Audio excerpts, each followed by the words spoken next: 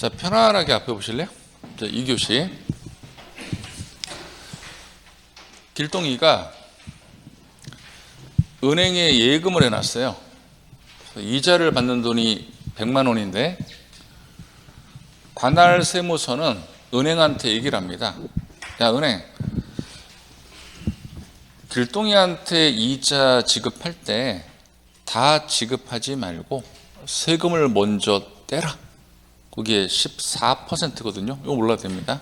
세금을 띄어서 나머지 금액만 이체를 시켜주고 그 세금 뗀 것을 관할 세무서 나한테 갖다 줘 라고 표현하는 것을 국세에서는 이런 전문 용어를 써요. 원천징수. 그 원천징수라는 것은 과세관청이 직접 길동이한테 세금을 징수하는 게 아니고 징수 편의가 있는 은행한테 징수를 대행시키는 겁니다. 그것을 원천징수. 그럼 지자체장은 은행한테 전화를 해요. 야, 은행장, 너 우회를 봤더니 국세를 원천징수해서 과세관청에 갖다 주네? 그러면 거기에 10%인 우리 지방세도 원천징수해서 나한테 갖다 줘. 그런데 같은 용어를 쓰면 조금 자존심이 상하니까 이 원천징수를 지방세에서는 이렇게 표현합니다. 특별징수. 같은 의미예요. 같은 의미인데 표현 방법이 다르다는 거. 그러면 특별징수랑 원천징수는 간단한 거예요. 과세관청이 길동이한테 직접 세금을 걷는 게 아니고 은행한테 징수를 부탁해서 걷는 것을 이런 표현을 쓴다는 거. 좀 더 용어 사용할 겁니다. 자, 이제 이게 중요한데 가장 큰 원이 납세자예요. 그럼 납세자 내에는 두 개의 의무자가 있습니다. 왼쪽에 우리가 흔히 말하는 납세의무자. 이 납세의무자는 내 세금을 내가 직접 갖다 내는 거야. 한마디로 과세관청이 직접 걷는 겁니다. 그런데 은행을 생각하셔야죠. 이게 징수의무자. 그러면 이게 왜 중요하냐면 시험에서 만약에 납세자를 물어봤다면 왼쪽에 납세의무자랑 오른쪽에 징수의무자를 같이 답을 하셔야 돼요. 만약에 시험에서 납세의무자라는 명칭을 썼어. 그럼 이 납세의무자 명칭만 물어봤을 때는 여기에 징수의무자는 들어가면 된다, 안 된다? 안 되는 겁니다. 그 용어를 좀 구분해 달라는 거예요. 그럼 아까 뭐랑 비슷한 거냐면은 조세 내에 지방세가 있고 국세가 있다. 조세를 물어본다면 둘 다 답을 해야 되지만 지방세를 물어봤을 때는 국세는 답을 하면 안 되는 것이죠. 그런 논리랑 똑같은 겁니다. 그리고 납세의무자 내에는 뭐 연대란 말도 있고 이차란 말도 있고 보증이란 말도 있죠. 이런 게 전부 다 들어갑니다. 모두 기출지문인데 편안하게 보시면 요거는 제가 연대 납세의무가 뭔지를 이해를 시켜 드리려고 케이스를 잠깐 보여드린 거예요. 요거 자체는 공부하시는 거 아닙니다. 예를 들어서 갑이 원래 본인 세금 낼 게 300만 원이고 을이 원래 본인 부담 부분은 200만 원인데 만약에 법에서 갑과 을한테 연대 납세의무를 부여하잖아요. 그때는 상황이 바뀌어. 갑도 총액으로 500을 내야 될 의무가 있고 을도 총액으로 500을 납부할 의무로 바뀝니다. 그렇다고 여러분들이 여기서 오해하면 안 되는 게 그럼 과세관청은 1000만 원 세금을 받느냐? 그게 아니고 누구한테 받든 500만 원만 받으며 과세관청은 무대에서 퇴정을 합니다. 그럼 예를 들어서 갑이 본인 거 300을 냈어. 근데 을은 본인 걸 안 냈어. 과세관청 입장에서 총액으로 500을 받은 거 아니죠. 그러면 갑도 납부할 의무가 세상에서 없어지질 않아요. 그러니까 우리 납세의무자 쪽은 되게 불합리한 겁니다. 근데 만약에 밑에 케이스처럼 갑이 500을 다 냈어. 그럼 과세관청은 500을 다 걷었잖아. 그럼 과세관청은 그냥 무대에서 퇴장하는 거야. 우린 빠빠이야. 그런데 을은 안 냈잖아. 그럼 누가 과다하게 납부했어요? 갑이 200을 더 낸 거잖아. 그럼 200만 원은 을한테 달라고 해야 되죠. 이거는 세법이 아니에요. 민법이지. 이걸 민법에서 구상권이란 말 나중에 배우게 될 거거든. 그러니까 이거는 느낌만 기억하세요. 우리한테는 좋은 거예요, 안 좋은 거예요? 안 좋은 거예요. 과세관청 입장은 되게 좋은 거라는 거. 그럼 제가 위에 그 편하게 읽어볼게요. 연대납세의무는 하나의 납세 의무에 대해서 2인 이상이 각각 독립해서 전액의 납부 책임을 부담하고 그중 1인이 전액을 납부하면 모든 납세 의무자 납부 의무가 소멸하는 것을 말하는데, 이런 것을 공부하는 거 아니에요. 이거 시험에 안 물어봅니다. 그럼 지금부터 느낌만 기억하실 게, 앞으로 연대 납세 의무자라는 말을 시험에 자주 물어봐요. 그때는 서로 같이 납부할 의무가 있겠구나 라는 느낌만 이해를 시켜드리기 위해서 제가 이걸 잠깐 보여드리는 거예요. 만약에 이 사례를 제가 보여드리지 않고 같이 납부할 의무, 그럼 여러분들이 이해가 안 가거든. 그래서 하나의 도구에 불과하다는 거, 이건 손 떼는 거예요. 그 다음에 용어 하나가 2차 납세 의무자라는 게 있거든요. 법인이 있습니다. 앞에 뭐 비상장 신경 쓰지 마시고요. 법인이 세금 낼 게 100억 원이에요. 근데 100억 원을 과세관청은 못 걷어. 그러면 누구한테 세금을 달라고 하냐면, 이 법인에 만약에 무한 책임 사원이 있다. 법률 용어예요. 한마디로 법인이 잘못한 일을 무한 책임을 지는 사원입니다. 그러면 법인이 아까 세금 안 낸 돈이 얼마예요? 100억. 100억 원을 이 사원이 전부 다 납부할 의무가 있습니다. 이건 약속이니까. 이런 사람들을 2차 납세 의무자. 그러면 얘가 1차, 얘가 2차. 보시면 납세자가 납세 의무를 이행할 수 없는 경우에 납세자를 가름해서 대신해서 납세 의무를 지는 자를 말한다. 느낌 정도만. 그다음 보증 서준 사람이 있겠죠? 보증인. 이거는 다음 주에 배울 내용이에요. 다음 주에 배울 내용인데, 세금 내는 금액을 누가 정하느냐인데, 이거 우리가 이제 3교시에서 잠깐 언급을 하겠지만, 우리가 납세 의무자 우리가 세금 낼 것을 스스로 세금을 계산해서 과세관청에 먼저 서류 제출하는 게 가능하거든요. 그것을 우리가 3교시에 배우겠지만, 신고하는 때 세금 내는 금액이 확인해서 정해진단 말을 써요. 근데 반대로 어떤 세금은 과세관청이 처음부터 세금을 계산해서 우리한테 세금 내라고 고지서를 보낼 수 있거든요. 그것을 좀 이따 3교시에 배워요. 뭐 이렇게 결정한 때 확정된다 이런 말을 쓰는데, 이거 지금 필요 없고. 그럼 예를 들어서 내가 스스로 신고하고 신고한 세금을 납부까지 해야 될 의무가 있다. 어떤 세금이. 그러면 스스로 신고를 하고 신고서 제출을 하고 납부까지 한다면 아무런 문제가 안 생기는데, 내가 신고 납부를 안 하거나 잘못할 수 있겠죠. 그때 과세관청 우리를 가만 놔둘까요? 제재할까요? 제재를 해. 그 제재하는 것을 다음 주에 배워요. 가산세란 말을 써요. 무슨 말을 쓴다?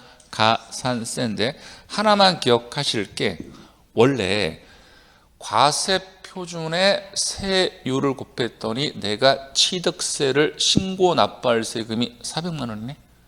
근데 400만 원을 신고 납부를 안 했어. 그럼 우리한테 제재를 해. 다음 주에 배우겠지만, 가산세를 과세관청이 계산했더니 100만 원이야. 그럼 우리한테 세금 내라고 뒤늦게 고지서 보내겠죠. 고지서 보낼 때 취득세를 500만 원 보낸다고. 이게 무슨 소린가 하면, 가산세라는 것은요, 앞에 세금으로 가산하겠다는 돈이에요. 그러면 취득세에 가산세가 계산되면 그 가산세는 어디에 포함된다? 취득세에 포함되는 게 원칙입니다. 예외는 있지만. 그래서 지방세에 가산세가 계산되면 그 가산세는 지방세에 포함되는 것이고, 국세에 가산세가 계산되면 가산세는 어디에 포함된다? 국세에 포함되니까 지금부터 뭘 하나 기억하시냐면, 제가 앞으로 지방세란 말을 쓰면 순간 머릿속에서 이 지방세는 모두 포함되어 있겠구나. 가산세. 그걸 지금 기억하셔야 됩니다. 용어를 하나 배울 것이니까. 자, 입김장 두 번째로 가볼게요. 입김장 이제 두 번째 배울 거 들어갑니다. 그래서 용어를 하나 정리할게요. 용어. 체납이란 말이 보이시죠?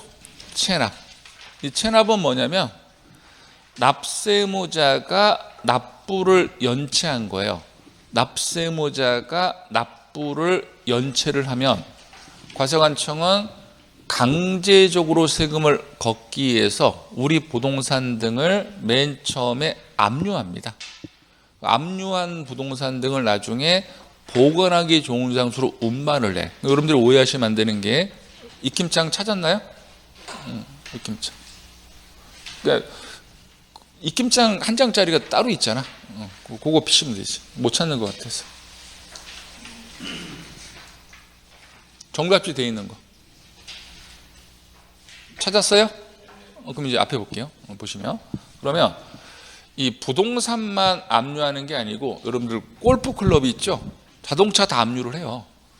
그러면은 골프 클럽을 압류를 해놨는데 그걸 체납한 사람 집에 그대로 놔두면 얘가 또 라운드 갔다가 골프채 부러뜨릴 거 아니야. 그래서 이것을 다른 장소로 운반을 한다면 나중에 이것을 처분을 해요. 그러면 부동산 등 매각 대금이 나올 거 아니에요. 그 매각 대금 중에서 세금을 걷어갈 수 있어요. 이거 나중에 배우게 될 겁니다. 그래서 이런 절차를 체납 처분 절차라고 명합니다. 납세무자가 납부를 연체하며 납세무자 부동산 등을 처분해서 세금을 걷겠다는 것인데 이런 절차를 진행하다 보면 압류 비용 같은 게 들어갈 거 아닙니까? 그걸 지금부터 이렇게 약속할게요. 어떻게 약속한다? 체납 처분비. 용어 설명드렸어요. 납부를 연체했을 때 부동산 등을 처분하는 과정에서 들어간 비용을 줄여서 어떻게 표현한다? 체납 처분비인데, 자 가볼게요. 지방세로 가정을 했을 때 1번하고 2번은 완전히 다른 거 물어본 거예요. 1번은 그냥 징수금을 물어봤어요. 징수금은 딱 두 개예요. 비용 성격인 체납 처분비가 있고 지방세가 있고. 그럼 질문 드릴게요. 1번만 보세요. 1번. 이 징수금에 눈에는 가산세란 말이 없죠. 그럼 요 1번 징수금에는 가산세가 있는 거예요, 없는 거예요? 방금 전에 강의했는데 방금 전에 취득세, 지방세, 가산세가 계산되며 가산세가 어디에 포함되니까 취득세, 지방세에 포함되니까 지방세란 말이 보이며 머릿속에서 모두 포함되어 있다. 가산세도 포함되어 있다고 생각을 하시면 좋다고. 방금 전에 5분도 안 됐어. 그러면 다시 볼게요. 다시 1번 지방세가 있고 체납처분비가 있죠. 그럼 1번 질문에 가산세는 어디 있는 거예요? 지방세 들어가 있는 거예요. 우리 그렇게 읽을 수 있어야 돼요. 왜? 가산세가 어디에 포함되니까 지방세. 지금 기억합니다. 근데 2번을 가볼게요. 이게 이제 시험에 나오는데 2번은 징수금을 물어본 게 아니고요. 징수를 하는 순서를 물어본 거예요. 과세관청이 뭐를 먼저 걷어갈 것이냐. 그럼 당연히 비용을 먼저 걷어야 될 거 아니야. 그럼 체납 처분비를 먼저 걷어. 그 다음에 이제 중요한 게 보세요. 원래는 지방세에 가산세가 포함되어 있는데 질문 드릴게 답변해 보실래요? 지방세가 먼저 존재했어요? 가산세가 먼저 존재했어요? 당연히 지방세가 먼저 존재했죠. 그 먼저 존재한 것을 먼저 징수하는 거야. 그래서 징수를 할 때만큼은 뭐를 제외시키고 가산세를 제외시켜서 자체 지방세를 먼저 걷고 그래도 돈이 남으면 맨 마지막에 뭐를 걷는다? 가산세. 이 순서가 이제 시험에 나올 텐데 이거를 우리가 어떻게 암기를 할 거냐면 이렇게 암기할 거예요. 보세요. 체납 처분비의 채자, 가산세를 제한 지방세의 지방자가 오고 그다음에 가산세니까 체지방이 뭐가 된다? 가산된다. 여러분들 공부하시면 오랫동안 앉아 계시잖아요. 그럼 아랫배가 이렇게 나와요, 안 나와요? 많이 나올 거예요. 그럼 많이 나오는 아랫배가 나중에 시험 끝나면 빠져요, 안 빠져요? 안 빠져요. 약 올리고 있는 거예요. 빠집니다. 그래서 체지방이 뭐가 된다? 가산된다. 이렇게 10초. 이제 기출문제 어떻게 나오는지 풀어볼게요.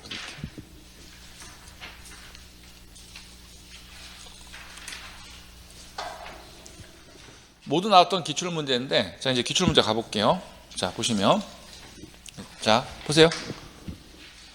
7번은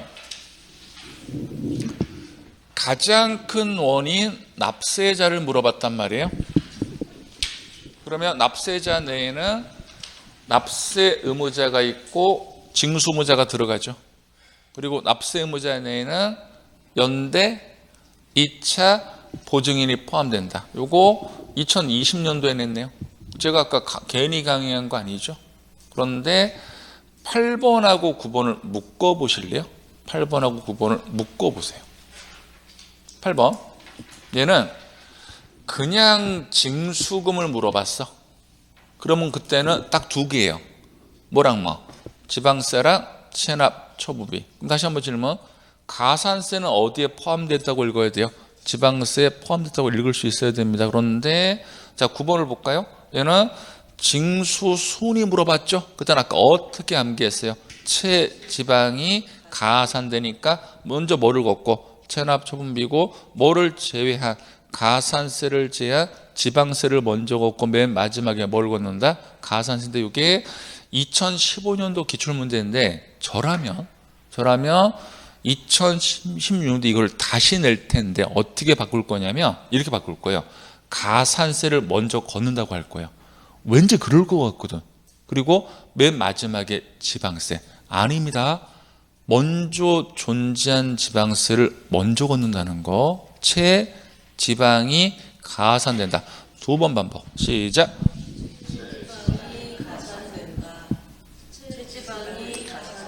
지금 여러분들이 딱 이제 우리가 이제 2교시에 들어왔잖아요. 딱 저를 딱 인상을 봤을 때 성격이 되게 좋아 보여요? 성격이 더러워 보여? 더러워. 겁나 더러워서 하라고 했는데 안 하잖아. 막 짜증내. 자, 크게 합시다. 체지방이 가산된다. 시작. 체지방이 가산된다. 자, 5초 동안 음미하시죠. 난 또 제 성격이 좋아 보인다는 거는 일산이 처음입니다. 모두 합격입니다. 별명이 차도남인데 강의 중에 차갑다고 해서.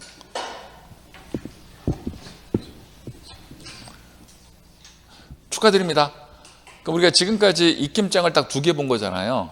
그 지문 2개 맞추셨어요. 그 지문 2개가 정답일 수도 있잖아요. 그럼 2문제가 될 수 있는 거죠. 이거 되게 많이 배우신 거예요. 지금 복습할 건 없고 많이. 자, 다시 아까 봤던 거. 지금부터는 부탁을 좀 드릴까요? 필기도구를 다 놔주시죠. 필기도구 다 놔주세요. 프린트도 없는 거야. 근데 시험에 안 나와서 제가 안 해놓은 건데 이 화면을 제가 왜 보여드리냐면 그 과정을 좀 이해를 시켜드리려고. 다만 그 이해하기 전까지 복잡한 표놓으시면 절대 안 물어봐요. 근데 여러분들이 그걸 막 적을까 봐 그래요. 그러니까 아예 다 놓으시고 앞에 절대 고개 숙이지 마시고 앞에 한번 볼게요.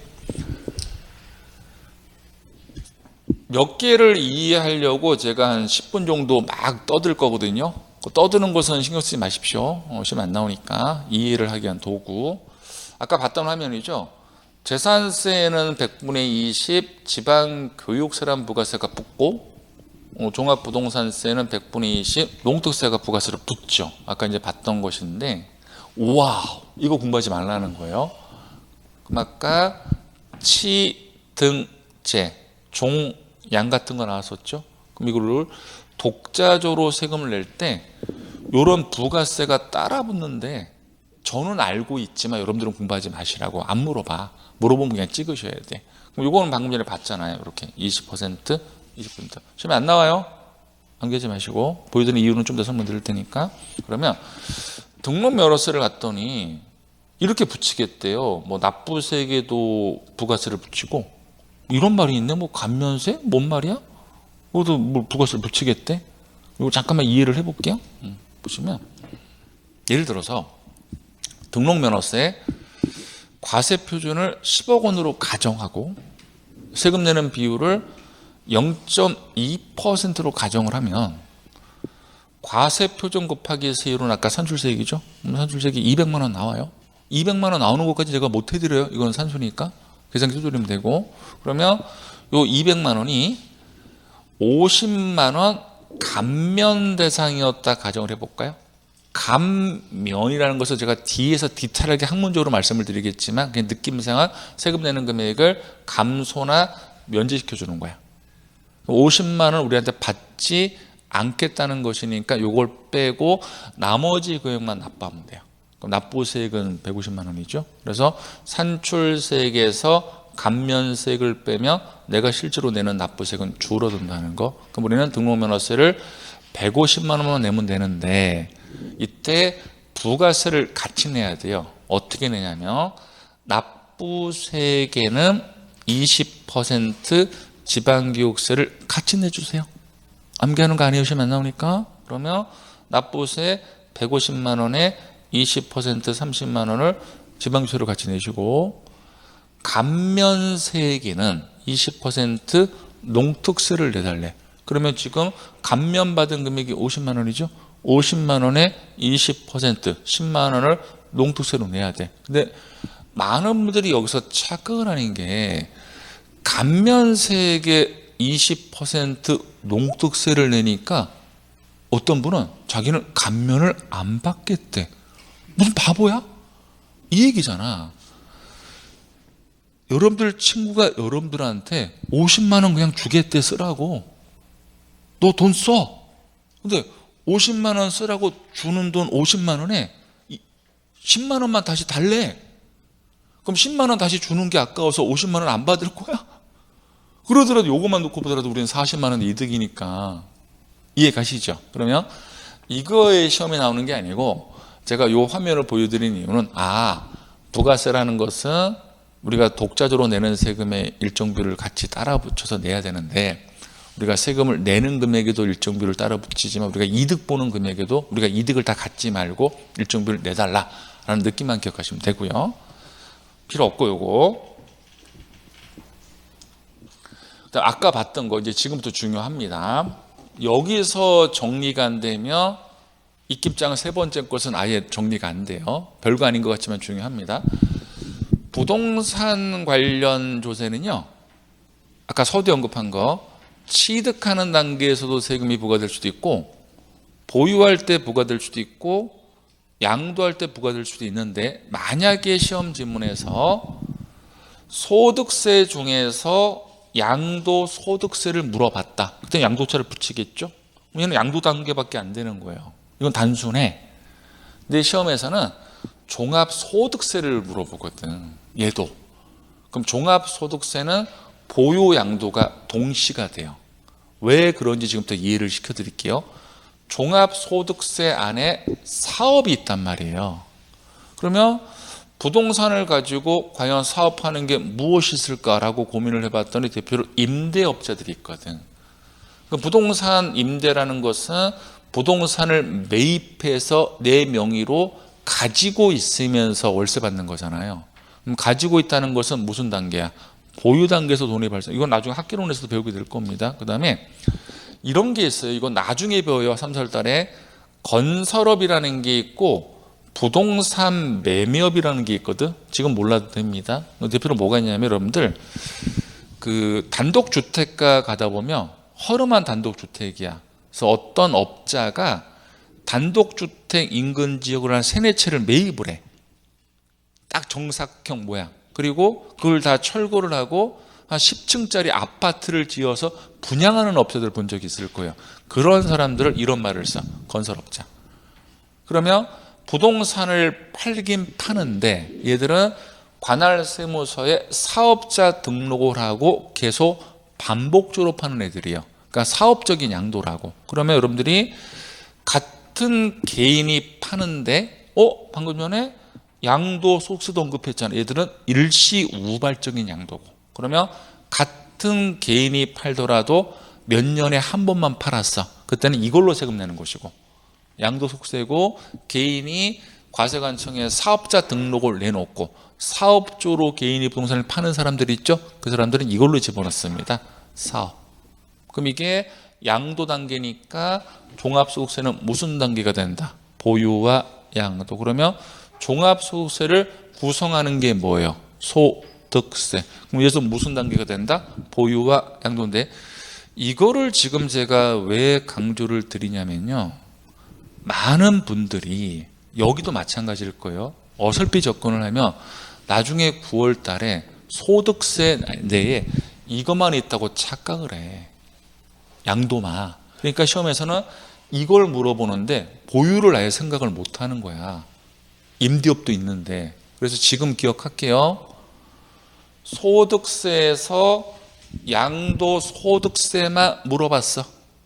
그럼 무슨 단계밖에 안 돼요? 양도 단계밖에 안 됩니다. 지금 바로 암기를 하세요. 따로 나머지 지금 딴 생각하지 말고. 그다음에 소득세 중에서 종합소득세를 물어봤어. 무슨 단계? 보유와 양도. 그럼 당연히 그냥 소득세를 물어보면 기계적으로 무슨 단계? 보유와 양도. 왜? 종합이 당연히 소득세 들어가니까. 전체 범위를 물어봤을 때 다 포함시켜야 되겠죠. 자, 10초. 그리고 하나 딱 더하고 딱 이제 들어갈 거예요. 김자.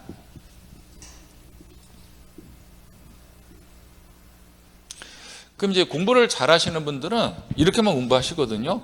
종합소득세는 보유양도. 이렇게만 공부하시는데 공부를 힘들게 하시는 분들은 이렇게 공부를 해.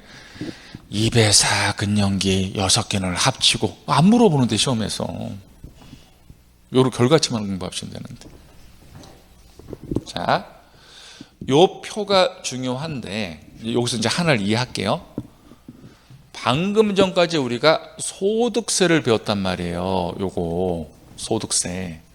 그럼 소득세 안에 종합이 있고 퇴직이 있고 양도가 있죠.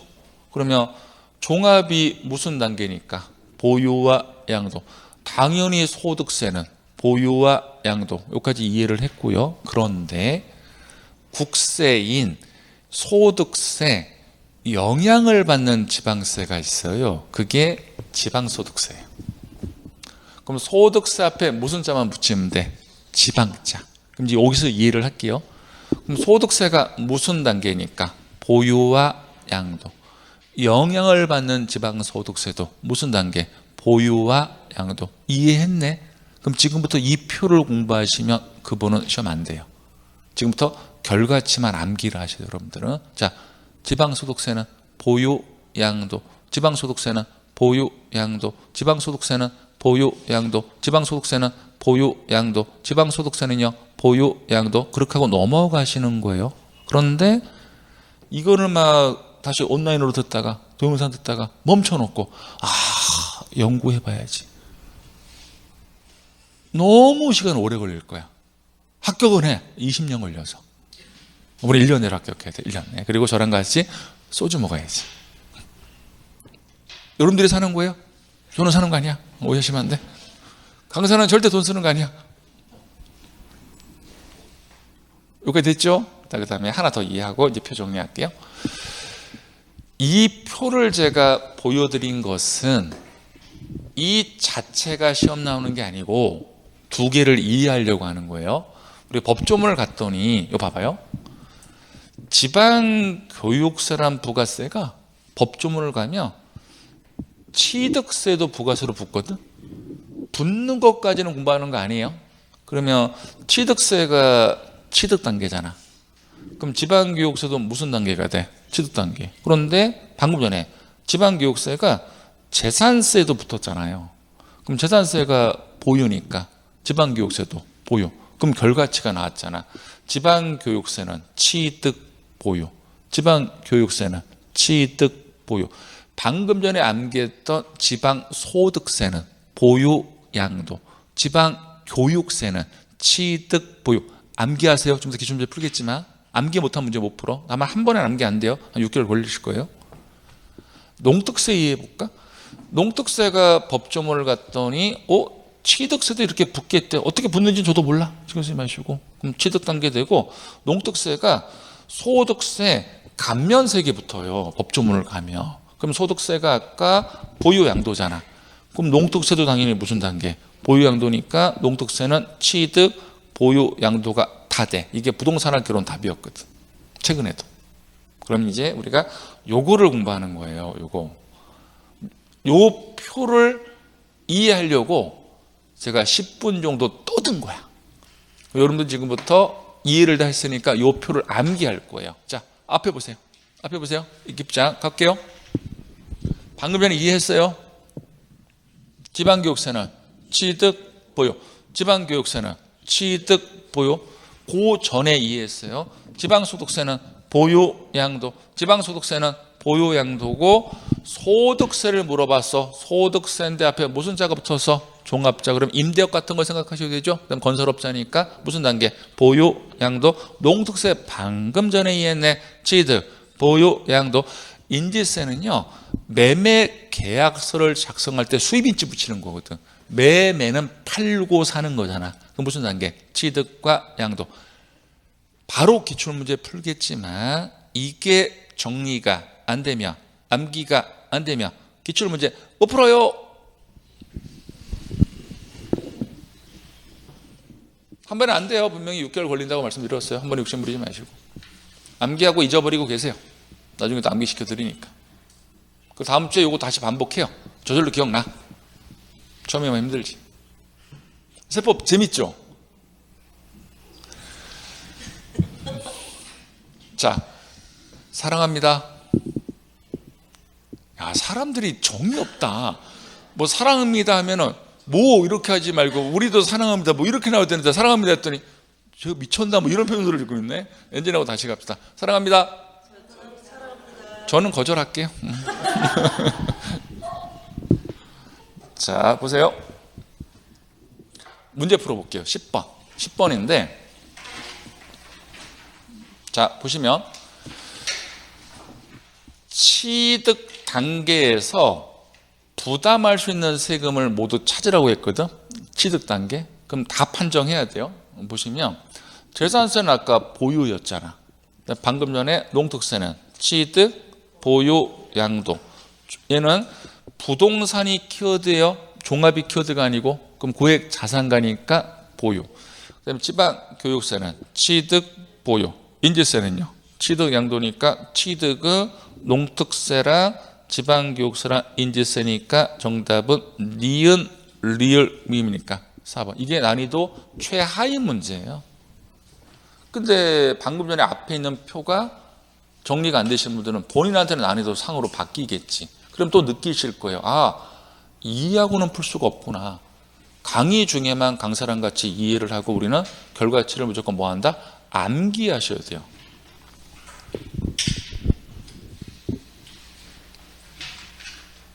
세법 문제가 되게 깔끔해요.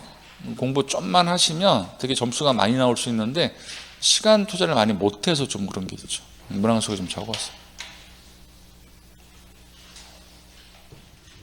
제가 오늘 마지막인가요? 우리 강의 시작하고 수요일 날 개강했나요? 목요일인가요? 수요일? 그럼 내일 과목이 뭐예요? 부동산학개로? 그럼 내일 들어오자마자 이럴 텐데 그분 특유의 톤이 있는데 부동산학개로 톤이 어떻더라? 아무튼 하이톤이야. 성함이 어떻게 되죠? 그분이? 질문 드릴게. 국, 승, 욱일까요? 옥일까요? 옥이에요. 어떻게 알았지? 시험에 안 나오는 거 참 잘 알아. 자, 다시 요절을 보시죠. 지금부터 하는 거는 세법 전반에 영향을 다 미치는 거예요. 오늘은 시간이 그렇게 많이 걸리지 않습니다. 자, 지금부터 저를 보시면 지금까지 배운 거를 조금 한번 다시 정리해 볼까요? 앞으로만 가는 게 중요한 건 아니니까. 제 손을 보실래요? 취득세, 등록면허세, 재산세, 지역자원설세, 종합부동산세, 소득세.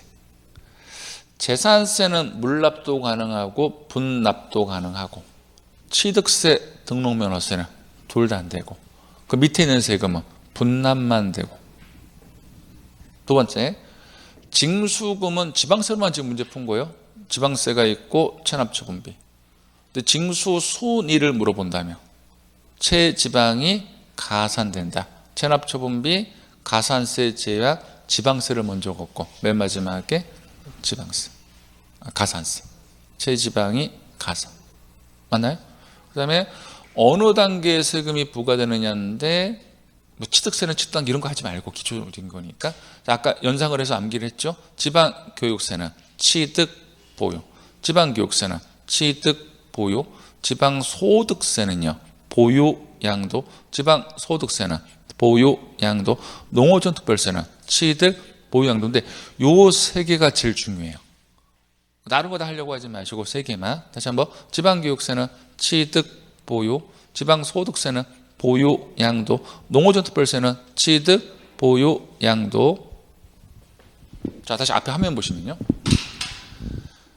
여기가 정리가 되시면 다음 주는 전체적으로 세션이 다 어려울 거예요. 그래서 저는 강의를 할 때 11월, 12월 강의라고 기초적인 것만 하는 게 아니에요.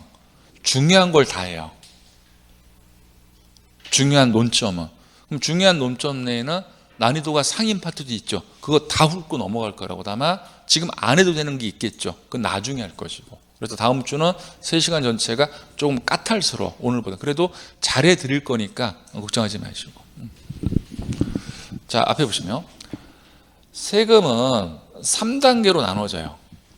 성립이라는 단계가 있고 확정이라는 단계가 있고 소멸이라는 단계가 있는데, 이게 법률 용어인데, 성립은 세금 계산이 가능한 시점을 말해요.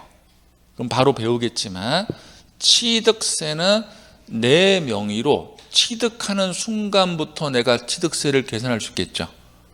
취득하기 전에는 내가 세금을 계산할 수가 없기 때문에 취득세, 납세 의무 성립 시기는 취득하는 때가 되는 거예요. 그걸 법에서 명시하고 있어요. 이게 이번에 나왔던 답이었어요. 성립 시기를 물어봤거든요. 그 다음에 세금 계산이 가능한 시점부터 누가 세금 내는 금액을 확인해서 정하느냐예요. 이게 줄여서 확정. 그럼 아까도 제가 잠깐 언급했지만, 납세무자 우리가 내 세금을 먼저 과세표준에 세율을 곱해서 과세관청에 신고하고 납부할 수 있겠죠. 이런 것을 신고하는 때 확정된다는 말을 쓰고, 그럼 납세무자 신고에 의해서 확인해서 정해질 수도 있고, 반대로 과세관청이 처음부터 세금을 계산해서 우리한테 세금 내라고 고지서 보낼 수 있죠. 이때는 과세관청이 결정하는 때 확정된다, 이런 말을 씁니다. 그럼 누가 하는지는 3교시에 배우겠죠. 그리고 이렇게 확정됐던 세금을 내가 세금을 다 냈어. 그럼 같은 세금은 다시 납부할 일이 없죠. 내 납부할 의무는 뭐가 된다? 세상에서 없어지겠죠. 그때 소멸한 말을 씁니다. 그래서 태어나서 자라서 죽는 거야. 생애 사이클하고 똑같습니다. 성립, 확정, 소멸. 그러면 언제부터 세금 계산이 가능하냐? 그게 이제 성립 시기인데, 취득세는 과세 물건을 뭐 하는 때? 취득하는 때. 그럼 나중에 우리가 취득 시기란 것을 배워요. 우리는 언제 부동산을 매입한 것으로 보는지를 그때 별도로 언급할 것이고, 취득하는 때고, 아직은 등록이란 말은 신경 쓰지 마시고요. 등록 면허세는 등기가 필요한 물건은 등기하고, 나머지 소리를 등록할 수 있겠죠. 그때는 등록하는 때니까 등기하거나 뭐 하는 때, 등록하는 때고, 재산세까지 제가 설명하고 좀 쉬었다 할게요. 재산세는 보유 관련 세금이잖아요. 그럼 보유 관련 세금은 1년 중에 하루를 정해놓을 수밖에 없다고. 몇 월 며칠의 부동산을 가지고 있는 사람한테 1년째 보유 관련 세금을 때리겠다. 그 날짜는 약속입니다. 제가 정한 게 아니고 그게 매년 6월 1일이에요. 그럼 6월 1일에 부동산을 보유한 사람한테 1년치 세금을 다 때리는데, 6월 1일 이렇게 표현합니다. 세금을 부과할 때 기준이 되는 날짜. 어떻게 읽는다? 과세 기준일은 매년 6월 1일인데, 제가 케이스를 딱 3개를 보여드릴게요. 자, 보세요. 다 나왔던 거예요, 매년. 갑이 가지고 있는 부동산을 을이 취득을 할 거예요. 근데 을이 소유권을 언제 넘겨받았냐면은 5월 30일에 을이 소유권을 넘겨받은 거야. 그럼 보세요. 5월 31일부터 을 거잖아. 그럼 6월 1일 날 누가 갖고 있는 거야? 을이 갖고 있었죠. 을은 하루만 지금 가지고 있었잖아. 1년치 세금 다 내야 된다고. 일할 계산 안 해. 한 놈이 다 내는 거야. 그 을은 하루만 갖고 있었는데 1년치 보유 관련 세금 다 내야 되죠. 그 을은 뭐가 되는 거야? 바보가 되는 거야. 완전히 심각한 사람이지. 이거 지금 알았던 분 손 들어봐요. 이 날짜 지금 알았다. 돈 번 거야. 자, 10,000원씩 빨리 줘. 이거는 수강료와 별도야. 빨리 줘, 빨리. 커피 사 먹게. 그러면 바보가 안 되려면요, 을이 이렇게 써야지. 보세요. 만약에 을이 6월 2일에 소유권을 넘겨받았어. 그럼 6월 2일부터 을 거잖아요. 그러면 6월 1일 날은 아직은 누구 거야? 갑이니까 이때는 갑이 세금 내는 거야. 갑은 억울하진 않지. 원래 본인이 갖고 있었으니까. 그러면 이때 을은 뭐가 되는 거야? 천재가 되는 거야. 그러니까 하루 이틀 차이로 몇백만 원, 몇천만 원이 왔다 갔다 한단 말이에요. 다 세금 기출문제 나왔던 것인데 이제 올해 시험에 나올까 하나 말씀드릴까요? 애매한 게 있다고 6월 1일 날 소유권이 넘어갈 수 있단 말이에요. 가능하죠? 그러면 점심을 먹으면서 잔금 지급하고 소유권이 지급된 게 된 거야. 그럼 시간상만 놓고 보면 12시까지는 매도인 갑 거고 12시 점심 먹고 난 다음부터는 매수인 을 거잖아요. 그럼 이때는 누가 세금 내야 돼? 을로 낸다고 정답이 적혀 있죠. 이건 약속이야. 이거는 상식으로 가볼까요? 여러분들이 오늘 아파트를 매입하면서 잔금을 지급했어. 그럼 오늘부터 여러분들 그 집에 들어서 도배를 한단 말이야. 그래서 매수한 사람 수로 보는 거야. 그래서 6월 1일에 소유권이 양수가 되면 누구를 납세무를 한다? 양수인. 그럼 이 양수인은 몇 시간 갖고 있었잖아. 바보 중에 바보가 되는 것이지. 그죠? 그러면 이걸 어떻게 기억하냐면 6월 1일에 소유권이 이전되면 양수인, 매수인으로 가는 거야. 그래서 어떻게 기억한다? 6일수. 6일도가 아니에요. 6일수예요. 요게 우리 시험에 정답으로 안 나오면 제 손가락에 장을 찍을게요. 6일수. 그럼 요거를 총 정리한 표가 요게 되겠네요.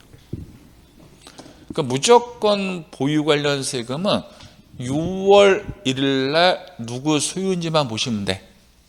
뭐 하루를 갖고 있어 그 의미가 없어. 근데 6월 1일이면 상식으로 가자고. 매수한 사람이 도배장판을 하고 그 집에 잘 거 아니야. 잠자는 사람이 세금 낸다 라고 생각하시면 편하다는 거. 여기까지 됐죠? 여기까지 하고 쉬었다 하시고.